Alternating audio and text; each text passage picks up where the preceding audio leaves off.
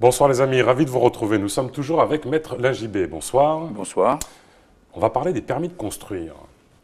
J'ai une maison et je veux me faire un petit abri de jardin ou agrandir un peu une pièce. Est-ce que je peux le faire comme ça, sans autorisation?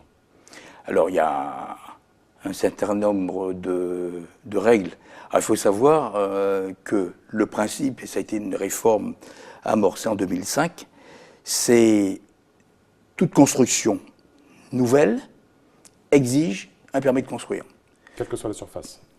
Alors, toute construction nouvelle, par principe, y compris, et ça c'est important, les constructions n'entraînant pas des fondations. Donc, vous avez la réponse.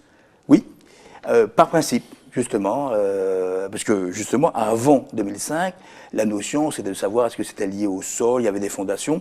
Là, maintenant, il n'est plus question de ça. À partir du moment où vous avez une construction, elle exige un permis de construire, sauf, alors, vous avez effectivement des cas bien précis. Parce que, si vous voulez, dans la réforme, il y a une liste, effectivement, de... Les abris de jardin qu'on trouve dans les commerces. Oui, non, Voilà. pour les abris de jardin, il n'y aura pas besoin de permis de construire. Pour vous répondre très concrètement, pourquoi? Parce qu'elle fait partie des listes, il y a une liste exhaustive de construction, on va dire effectivement légère, qui n'exige pas de permis de construire. Comme par exemple les piscines.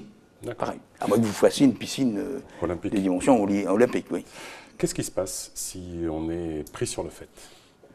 Ou si on constate qu'il y a une construction que l'on a décidée sans demander au préalable l'autorisation? Qu'est-ce qu'on risque? C'est-à-dire que la personne n'aurait pas de permis de construire. Voilà. Et il a fait un Ah étage bah, supplémentaire ou il a agrandi de 200 mètres carrés sa maison? Toute construction, effectivement, qui ne fait pas l'objet d'un permis de construire, c'est une construction illégale. Et elles peuvent être poursuivies.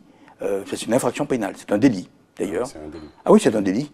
Alors, un délit qui va, effectivement, non seulement il y aura une sanction pénale, mais aussi la sanction civile sera la destruction de l'ouvrage, irrégulièrement fait. Sachant que la jurisprudence vous dit, même si votre construction illégale est de nature à être régularisée ou régularisable, ça ne retire pas en soi l'infraction pénale qui demeure. L'actualité ici en Guyane, elle est émaillée de situations, des fois un peu douloureuses, de gens sur la prescription acquisitive, les fameux 30 ans. Est-ce que vous pouvez nous en dire deux mots? Est-ce qu'au bout de 30 ans, un terrain ou une parcelle de terrain appartient à quelqu'un s'il l'a exploité, même s'il y a eu un propriétaire identifié? Alors, la prescription acquisitive, on dit tout et n'importe quoi. Il faut faire attention parce que c'est une notion qui est très clairement définie. Vous avez effectivement toute une série d'arrêts de la Cour de cassation qui prévoit bien. Alors, il s'agit de quoi en l'occurrence? Il s'agit en fait de protéger le possesseur de bonne foi, l'occupant de bonne foi, pour être plus précis, l'occupant de bonne foi d'un terrain. Mais de bonne foi, ça suppose quoi? Ça suppose qu'en l'occurrence, qu'il ne tient pas, il n'a pas un type d'occupation qui lui retire une occupation paisible. Je m'explique. La prescription, par exemple acquisitive, ne pourrait pas jouer pour un locataire. Quelqu'un qui est là, même si vous êtes là depuis 40 ans, vous louez, la prescription acquisitive ne jouera pas. Et ça, c'est important, parce que souvent, effectivement, on pense parce qu'ils ont été installés... et puis, deuxièmement, vous devez tenir votre titre aussi. Il faut que ce soit légitime. Il faut que ce soit le véritable propriétaire. Si, par exemple, je suis un tiers, je vous dis, je vais vous installer sur tel terrain, oui, la prescription acquisitive, elle court contre qui? En l'occurrence, le propriétaire, légitime. Mais encore faut-il que le propriétaire lui-même puisse effectivement savoir qu'il y a une occupation sur son terrain. Justement, la volonté du président de la CTG et des finances publiques, c'est d'aller à la chasse des habitats illégaux. Avec l'idée, pas forcément de détruire ces dits habitats, mais de faire en sorte qu'ils payent une taxe foncière. Est-ce que ça, à un moment donné, ça ne va pas leur permettre? Alors, il y a deux choses à distinguer. Le droit de propriété, j'ai rappelé, et donc d'occupation légitime, doit être décorrélé, je dirais, de tout ce qu'on appelle le droit fiscal. Parce que le droit fiscal, il est autonome. C'est-à-dire, autonome. Ah, il est autonome. Il est autonome, tout à fait, oui, oui, bien sûr. D'accord. Vous pouvez parfaitement... Ça n'acquiert pas... Absolument. Vous pouvez parfaitement payer l'administration fiscale pour parfaitement asseoir des créances sur des activités, pour le moins, qui peuvent laisser à sanction, je dirais, civile ou pénale. Vous allez être payé, notamment, par exemple, pour des constructions parce qu'à travers les orthoplans, justement, on peut redéfinir une construction. Et la base que l'administration fiscale va retenir, c'est la base qu'elle voit sur le plan, non pas la valeur déclarée.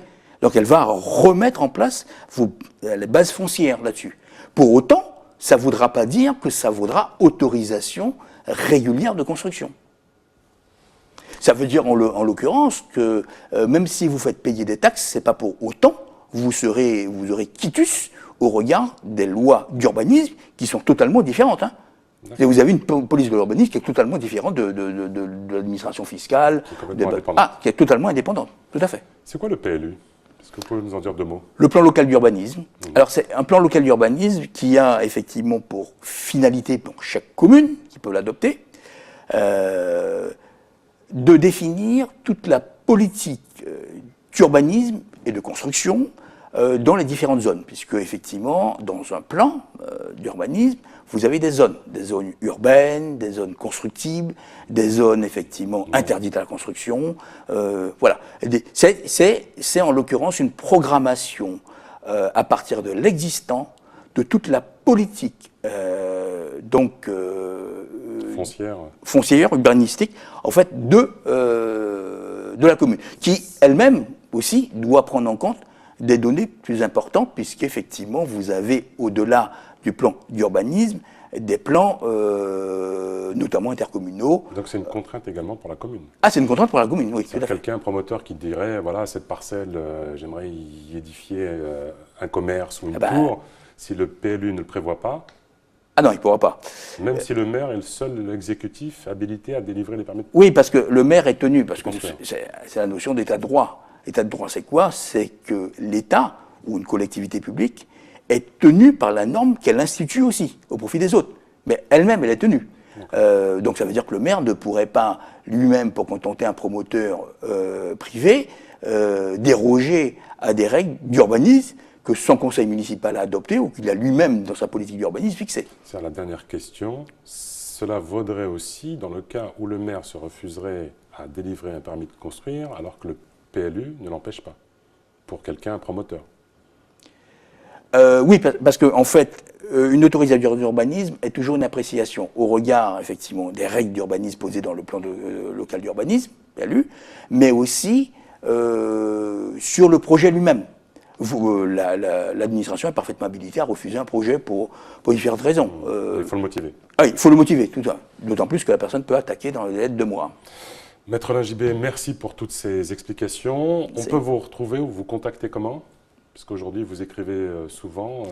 Ah ben écoutez, moi j'ai écrit dans plusieurs revues, dans notamment Dalloz, donc... Bientôt une chaîne YouTube. On verra. On va y contribuer. Bon, on verra. Non, j'aime beaucoup la pédagogie, en fait, voilà. Tous mes articles sont publiés à Paris, en fait, voilà. Donc, merci beaucoup, en tout cas, pour votre présence. Merci les amis d'avoir suivi notre émission. À bientôt. Tchembé.